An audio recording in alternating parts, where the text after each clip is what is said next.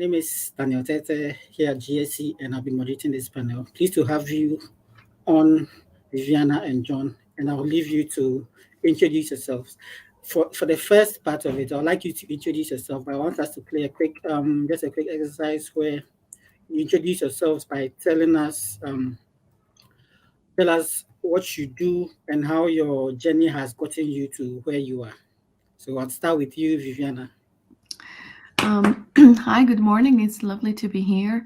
Um, I am the former head of sustainability for Unilever North America. I was in the consumer and product goods for about 15 years, and I left the company about a year and a half ago. So this is a moment of transition in where I'm currently doing a lot of consultancies around corporate strategy and environmental, social, and governance. But I am doing a lot of research in the intersection of geopolitics and the role of corporations and resilience, and trying to absorb a little bit everything that is happening in the world and figure out where we can move the needle. That's briefly about me. Passing the ball to John. Yeah.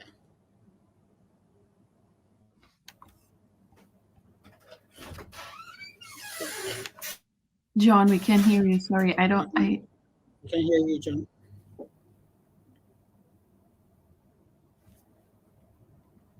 Okay. So I think you may be having mic issues. So John, kindly rejoin. Would continue the conversation once you join in. Would loop you into where we get to. I'll continue with Viviana, so we Yes. can have a brief fireside chat as we go on. So the follow-up question to your introduction: how does your role allow you to interact with and impact diverse communities? Well, in my career in CPG, I had the opportunity to be involved in different social and environmental initiatives. But coming from the private sector, big emphasis was around empowering communities. And in order to do so, we first need to understand where the systemic challenges and potential systemic solutions are, and how to really understand in a much deeper way consumers, citizens, and the communities that we reach. So the type of work that a consumer product goods can do, reaching billions of consumers and communities around the world, is enormous. So there are many ways of going about that. In my career, I had the privilege to be able to travel around the world, most of the regions, very different communities, and helping to address some of those social and environmental challenges in a specific communities has been a way for me to interact and to bring that purpose to life. Okay, that's great, and that's really interesting to hear because there are lots of opportunities available in certain communities that are open to explore, and we need more people to interact with those communities and also create those impacts within those communities. That will lead me to my next question, to talk about certain initiatives that you personally have been involved in, or certain programs or projects maybe you have been involved in with your institution. Is there anything like that that focuses on probably female professionals or entrepreneurs? Yes, very much. So different programs, but one in particular that comes to mind, and it was very close for me personally, was a social distribution program that was mainly focused for women in rural areas, from low income consumer communities that had very limited access to basic products of health and hygiene and foods, especially in developing countries. So having the opportunity to work with these communities and understand really what impact is. One thing is what we think people need, another thing is what is happening in reality, and how to build economies backwards. And not only with a sense of dignity of what really is required for a single mom of three in a household with less than $100 a month in various precarious situations, and how to uplift these communities in a more meaningful way. It's not just by giving fishes, is by teaching people how to fish.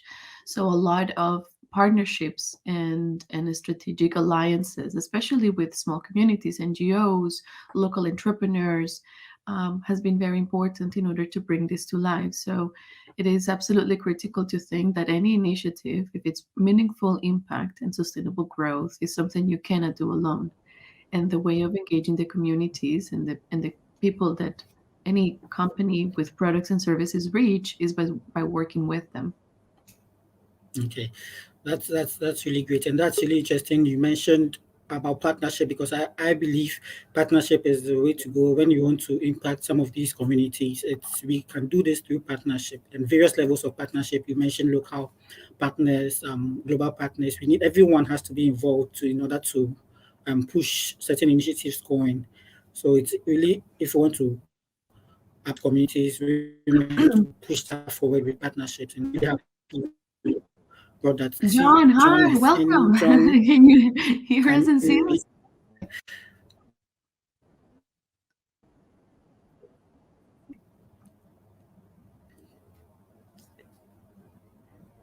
John, you are muted. No, I'm good. I think the microphone works now. I don't know what Ah, happened. Yes, we can hear you. Yeah. great. Tech issues today, Okay. huh? Yeah.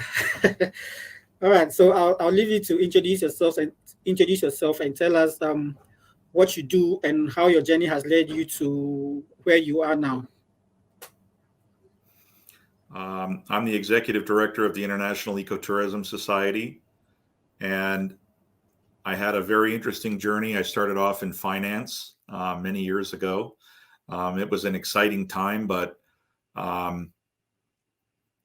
when you consider the way that American finance works, it's very one-sided, and it ends up benefiting a certain group of people. And I didn't find that something that I thought I wanted to end my life and look back and say, I made a few people very rich. In fact, that seemed to me to be one of the worst ways to end one's life. So I thought, what do I really want to do? And that's led me to spending about half my day putting out fires, as I think any nonprofit executive would sympathize with, and the other half working with governments and regions around the world, operators and friends from everywhere to implement sustainable natural tourism and create revenue for communities and respect for traditions and history, and conserve both plants and animals, and try to make our ecosystems more sustainable so that they continue to exist, and change some things that maybe need to be changing in a slow and and careful way, but make sure that we're building in stone, for the next generation. That's really great to hear. I'll follow up with a second question that I asked Vina as well. I want to know if there are any initiatives or programs specific to the International Ecotourism Society that are impacting, that are concentrating on women and entrepreneurs as well. If you can shed more light on any of such initiatives. Absolutely. So you may know, if you pay attention to the world of ecotourism, that about, I guess, 50% of the world uses our definition. It's really, I guess, what we're most known for. There's no single owner of the ecotourism space at all. It's a big place now, and it's grown rapidly, and all of us are kind of small in comparison to this giant market. So there's no one person that controls, even though some people say they do. There isn't one person who controls the market, but a lot of people use our definition, so we find it important. And what we've done is we've threaded all through that there's some very important aspects, not just gender equality, but growing the role of women in tourism, and not just the bottom parts of it, but the policy roles and representation throughout the entire chain.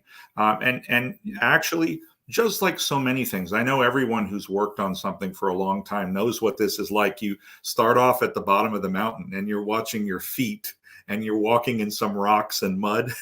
and you get tired. And then, after a little while, you look up and you say, wow, this is amazingly beautiful. I can't believe I got here. So we're all still in that stage where we're walking in the mud, but we are making a difference. And if you look around, you can see a lot of my colleagues, and these are wonderful, wonderful, intelligent, powerful, capable people who have changed everything for the better in our industry and brought about so much change. I would say that maybe this is just anecdotal, but I mostly deal with women now, in terms of executive roles.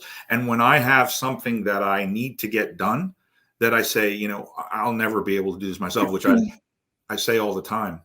I'm grateful for the fact that this has happened, because many people who are trying to advocate for change will tell you that when you need to make change. I know that sounds silly, but the truth is, if you don't allow for people to come into these roles that are willing to advocate, then you're going to have a closed door when you go and you try to advocate for change. So it's been central to our definition, to our theme, to our goals, and to our policy decisions, and any guidance that we issue for 10 years now. And whether or not, eventually I'll be able to look around and say, we've done something, I don't know, but I know that I'm going to keep on doing everything that we can do, that I can do, and we can do to make this possible. Okay. That's really great and interesting to hear. And it leads to this, the next question, which is quite similar but a bit different. I just want us to look at the solutions. What solutions do we see in some of these programs and initiatives? Because we have these initiatives and programs that are geared towards making a difference in diversity and inclusion, particularly for female career professionals. So I want to see some of the solutions that are being brought out to the problems that are facing the push for this inclusion for female career professionals. I'll start with you, Viviana, this time. So I think, like everything, is identifying really what are the main blocks and challenges that are preventing for women to, either enter more in the workforce, remain, or have, more robust career opportunities. And I think a big part of it is a capability investment, and it depends really where the location and the situation is. In one country you could have 5 different reasons why women have limitations to access the workforce, or even when they're there, difficult to stay. And I'm referring, for example, to a critical period when a woman decides to, become a mother, and having to juggle that duality is not just about enabling, for example, basic things like maternity leave or paternity leave. And you'll be surprised that in even countries like the US, there is not such policy at the federal level that allows to have paternity leave. And obviously the circumstances in other countries are different. So first is really understand where investments and over focus needs to be to help these barriers and their systemic challenges that are preventing women to remain in the workforce. Even if you have a more transparent way to measure and to have baselines. And I think a big starting point is, where are we, and where would we like to go, and what are those things that we need to tackle, but also the systems around that need to facilitate this process. Another thing that really shocks me now, I'm a mother of 2, and just seeing in this country, in the US alone, the costs of daycare, they're out of reach for many people. So a lot of the solutions are not really democratized across the populations. Only a few have the opportunity to do this. So a woman, most women at some point, they have to choose between, the being caregivers and supporting their young families, and, having a big long pause in their careers if they don't have other support systems around them. So those are realities, and I think we can all be very shocked by the numbers if we extrapolate them at a world level, depending by regions. So I think we need to be very comfortable increasingly with all of these situations. Yes, we need to celebrate the progress that we are making, and there is a much open dialogue and activism on this at different levels, and that is very encouraging. And more we see women in critical roles that are being an amplifier of all of those voices. But it is also my concern that we still have and growing numbers in a different direction of inequality in an economy that is not really helping us to uplift everything. And there's no way business can thrive if communities cannot thrive, and if minorities and populations that are being marginalized for different reasons don't thrive with us.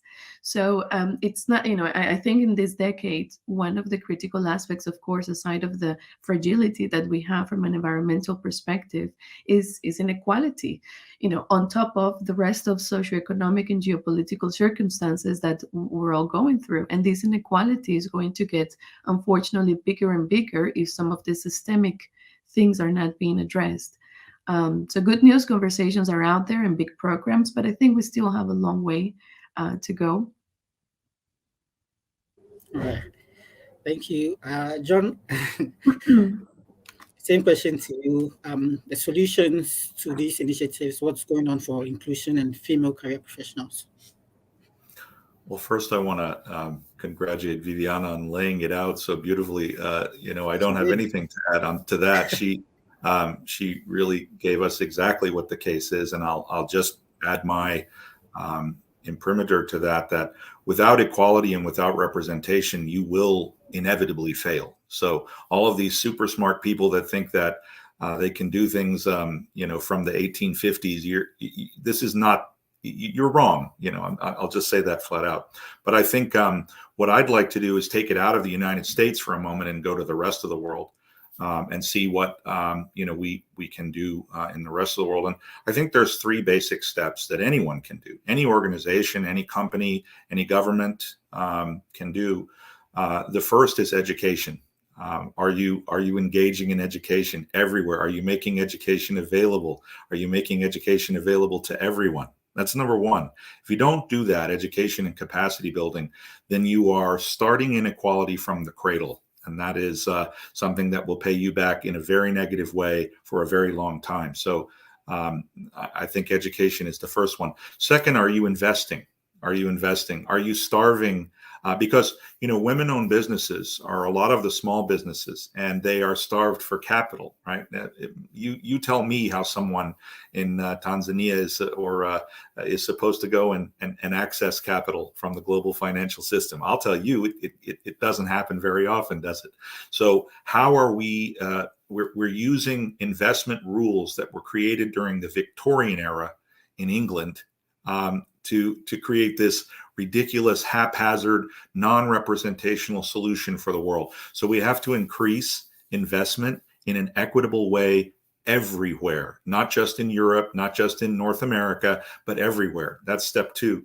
And then step three is meeting women where they are. So as I guess you can, maybe a theme of what I'm saying is that all this has to continue to evolve. An organism has to evolve to continue to live and to continue to grow and to continue to thrive. So our culture must evolve.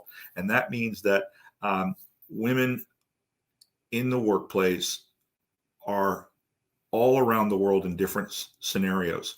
It is not their job to meet an ancient standard. It is our job to meet them where they are. Viviana referred to maternity leave. If you take away someone's career because they choose to have a child, then you're hurting yourself and you're hurting the world more than you're hurting this person, right?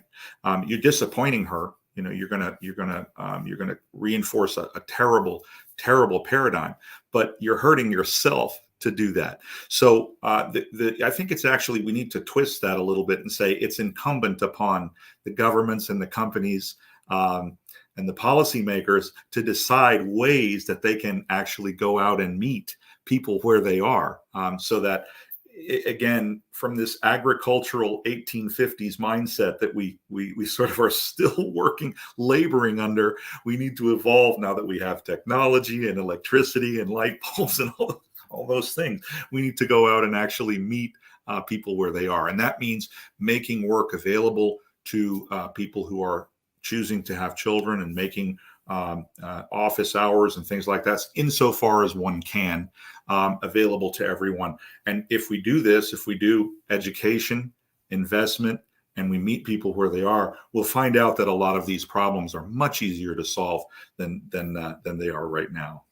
Well, you know, John, I'm very grateful that people like you really understand also where the male role is in all of this, because this is not just a women conversation or about, you know, the female. This is about all of us and the role in society that we play and how we address toxic masculinity and in different areas. So I am very hopeful and pleased to see that more and more. There's so many on the conversation and taking action. I mean, talking about worldwide women challenges. I mean, look what is happening in Middle East, and thank God people are stepping up, right? And we're going to see more and more of this.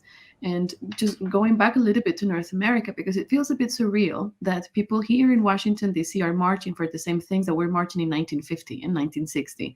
So sometimes it's a bit scary when you wake up and think, oh my goodness, am I going to go out in the streets just like my grandma did? So my girls would have, you know, some basic human rights. That's right. So I think we need to juggle between the some genuine progress we are making, and also we need to more than ever be very active and vocal in stepping up in things that should not go in the wrong direction. Even if it goes slow, we should at least go to the right direction, not to the opposite. So, you know, I think thanks to connectivity and a good way of all of us as citizens of the world trying to be more active, things are happening faster, because, you know, a few decades ago it would have not been so easy to move things at scale at the pace that we are doing it now. But it can be overwhelming because things are going in many different directions. So I couldn't agree more with John that education is an absolute critical priority in all of this. And obviously access to capital, how to enable those resources for all of these issues, because they vary depending on where you are and the circumstances. And you know, and having that understanding and unbiased on the situation is the first massive step that I think we're making in different areas, not just in private sector and public sector, but as a society. And we are finally getting more outrage for things that before we would just see on TV. They would just, you know, people sort of got used to it, and now there is that sort of outrage, and people are having opinions, and people are voting with their feet and their wallet, and everything. So that gives a little bit of hope, at least me as a woman and the mother of two other little women. So I think about that, of course, day in, day out. So that's my food for thought on that. Absolutely, and I agree with both of you. You mentioned certain key factors that we've seen happening across. I think you both mentioned about capability investment and the need to understand where to direct the efforts that we are putting in. And understanding the situation is key to finding solutions to where we are, and looking at it as a global problem, not just within our communities, but something that is global to affecting all women across the world, particularly those in marginalized societies. So it's really interesting, and it's something that is we are keen to see how it ends, or how far it can go, which leads to the next question. It's two questions put in one, but I just want to talk about, we face certain resistance in some of these areas that we want to move into certain aspects of promoting diversity and inclusion. There are certain resistance from certain sectors that we have, and then also the second part of the question is, with this resistance, with all this resistance that we have and the various challenges that we face, how do we make sure there's a sustained effort at pushing for inclusion and diversity? I think, John, you can start with this as well. Thank you. Well, the second part of that question, I think I'm actually fairly qualified to answer. And I, you know, we've been very hopeful on this call, but there are some things that are not going well, and that is the state of the global financial system responding to these types of initiatives. They are responding by, you know, there's an expression that came up in America in the financial world during the crash of 2008. I remember it very distinctly because I was sitting on a trading desk, and a person said, you know, let's put some lipstick on this pig, right? That was an expression. It means let's pretty up something that's, you know, not pretty. And unfortunately, a lot of the, you know, green bonds and things like that, which is $1 trillion market now. There's not a lot of accountability for how these funds, it's really funny, Viviana, you mentioned that you're, between, I don't know what that exactly means, but, for someone like you, and pardon me, everyone who's watching this, I'm just going to have a personal conversation. This would be a great field for we need your type of a person in this field is reporting on what these initiatives are doing. So there's billions and billions and billions of dollars going to certain initiatives, and our friends at the Rainforest of the Netherlands, they put out a report that 1.5% of these funds are going to the people that they and we talk about investment in women. Some of it is designed to be invested. So you're thinking you're investing, oh, well, there's 10 billion invested in women. Well, how are they not happy about that? But if 1.5% of that is actually getting to people on the ground, then none of this is none of these things that we say, education, investment, is going to make it anywhere.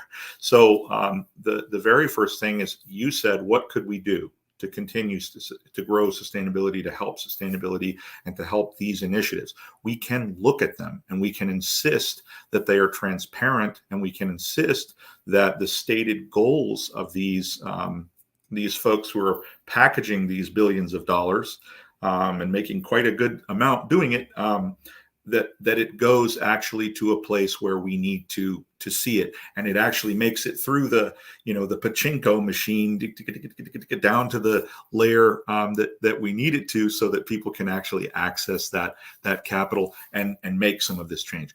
I think there is a strong desire for people to see these initiatives through. We see that. We see people voting in this direction, asking for this, saying that they want it. But I don't think that they're following that all the way through. The people who say, you know what, fine, we'll take care of it. Give us your money. We'll package it up. We'll give it to those folks. I assure you that we're actually making sure that happens. So I think that's a little bit of the downside of some of this. And so I think that in this especially matters for equity and inclusion, because who's doing that is the same old, right? And we need to make sure that there are more people who are representational from these indigenous communities, from these women's small business organizations, watching those things happen and monitoring that capital so that it gets where it's supposed to go. That would be one of my anyway preliminary suggestions. So I think you're totally spot on, John, in how we're going to manage and quantify in a reporting, so the markets can regulate this as well. That is a $1 million question. When are we going to have a carbon accounting so we can compare company A and B, not just on diversity, but on other environmental and governance issues? And the ESG work stream is thankfully progressing, and I think thanks to technology and now much more visibility and willingness from corporations to disclose, declare, and put things out there. And this is actually the moment where all of this is happening. In some places more rapid than others because of regulation, or because simply staggering compass of moral leadership from some regions and some companies and others. But I think at some point everyone is going to have to catch up, because either will be a mandate or simply the numbers are going to make sense. Well, we're going to see more and more productivity and impact driven organizations led mostly by minorities or by women, or the resilience, or all of this. Like if you just take some of those examples on where things are flourishing, take a look at what is happening on supplier diversity programs around the world. Now you have industry groups dedicated and committed to this, that are quantifying not just the absolute numbers that are being reported from a social perspective, but the millions and billions of dollars allocated to invest in these minority groups. And certifications are being put in place. So the industry itself is regulating. Of course, it's going to take time. But, all in all, if we think from a macroeconomic perspective, and we don't have to go too far, let's go to COP27. The whole discussion is about who's going to pay for what, right? And especially in marginalized communities or in countries where Look, I learned yesterday that a country like Barbados spends 55% of its GDP on external debt and only 5% to, any sort of education, health, and environmental response. That already tells you how difficult it is for many countries that simply do not have the capacity at scale to invest in their communities as they should to address some of these issues. So we're going to have a lot of, I think, in the years to come, conversations around how does the financial system and systems are going to help address the solutions, and not just this infinite growth model that some insane economists in the last century thought was somehow sustainable when we only have one Earth and when human capital, of course, is limited, and we're reaching a little bit the boundaries of all, right? So I think, unfortunately, maybe some things, this is where I'm going to be a little bit fatalistic on a Friday, but maybe, and it looks like some things need to be even in more distress for people to react. Where I think that the good news is that there is much more awareness, visibility, reporting, and technology in place that we're going to start seeing flowing more rapidly, and is going to allow a much bigger scale to address, I think, these kind of issues. Let's hope. That's great. We better. Very cool. Really thankful to both of you. It's very obvious both of you are involved, and you are involved in this fight, the push for sustainability, for the push for inclusion, and hopefully these sustained efforts would get us to where we want to be. As little progress we are seeing, we still see a lot of progress going on. As little as maybe it's taking a huge step towards where we want to see, or the ideal future we want to see for diverse people, indigenous people, marginalized people, and we are hopeful that this will lead us to a very great future, because we see that the landscape is evolving as we go on, and year in, year on, these efforts are put into fruit, or are giving us encouragement from what is happening. To round up this panel, I'd like to ask if you have any last words. It could be a piece of advice. You could share any initiatives you have coming up as well, or advice or any kind of encouragement you have for entrepreneurs who are coming, diverse entrepreneurs, or any kind of piece of advice, or a key takeaway from this panel.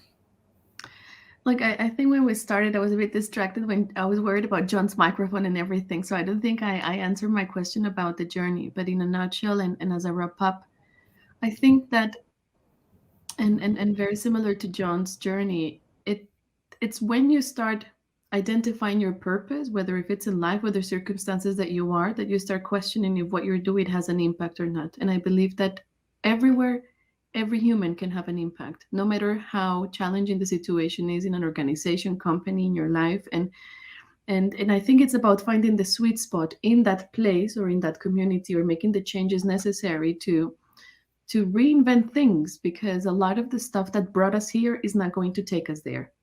So we need to feel a bit uncomfortable and bold and think a bit different.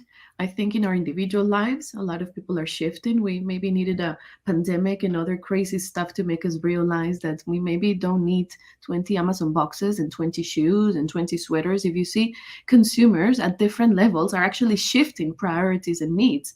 We're realizing that we are a hyper-connected community and ecosystem, and that from businesses to governments, and we're seeing it. Look at the elections. People are shifting into, wait, hold on, we might need different things. So don't assume that an individual does not have power. I think there's an African that says, don't put a mosquito in one room and you see how much power one mosquito can have, right? One night. So it's the same as individually. I don't think there's companies with purpose. There's people with purpose. So it is about people. It is about that, genuine thought of what is the purpose of what we are doing and how we're doing it. And all businesses, all organizations need to rethink this. And the more uncomfortable we are with this topic, I think the more progress we will make. Thank you. John, last words. If you're working in sustainable tourism or ecotourism in Latin America, you need to reach out, ecotourism.org. Just come and find me.